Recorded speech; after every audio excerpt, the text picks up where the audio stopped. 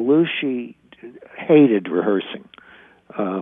So we would do it as quickly and as few times as possible. And of course, there was no language to write for him. He made all that stuff up. So it was only a matter of getting the form and getting the idea for what would bring up the standard jokes inside it.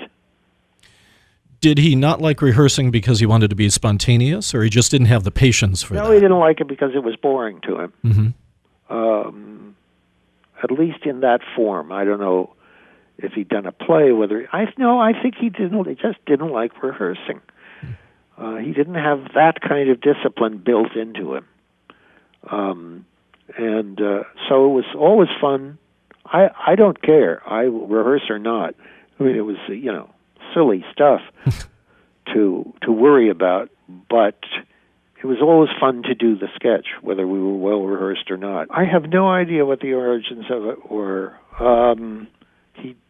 I know it wasn't the first on Samurai Delicatessen. He'd done the character before. I'm not sure whether he did it in that form, but he'd done the samurai character in a previous show or two. Lorne once said that I was responsible for saying we should do certain things over and over. I don't think that's true. I would like to take credit for it, but I just don't think it's true. Although I came from a kind of television where you did things over and over. If they worked, you did them again, or in a new version, because it was, not sensible to give away stuff, to retire things that were still working. And we never got in trouble, except for the one time my head got opened up by his damn sword. Now, when that happened, I've watched the video. There seems to be a moment of indecision after he strikes you in the head. That was during the Samurai Stockbroker skit. Right. Did you think for an instant that, I have to, get medical help, or what was going through your mind at that time? Well, I didn't know whether I was bleeding or not for a second. And the sketch had an ending, which was I jumped out the window. And that, of course, tore me up some more, because I think I missed the seam where the window was by an inch or two and ripped my pants and my leg.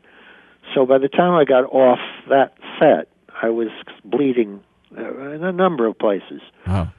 Fortunately, or I like to think accidentally, Belushi's doctor was in the audience. Wow. And he patched me up. But the great thing about the show and about that particular Saturday was that Chevy immediately seized on it. And so by the time, fortunately, there was a long commercial following the accident. And then the news came on, the update. Right. And Chevy, slapped a bandage on himself, and Jane put her arm in a sling. And by the end of the show, half the camera crews were bandaged and slung and on crutches. That's good. You could only do that with Saturday Night Live. It was very funny. If you've enjoyed your journey on the TV Time Machine, please like and subscribe.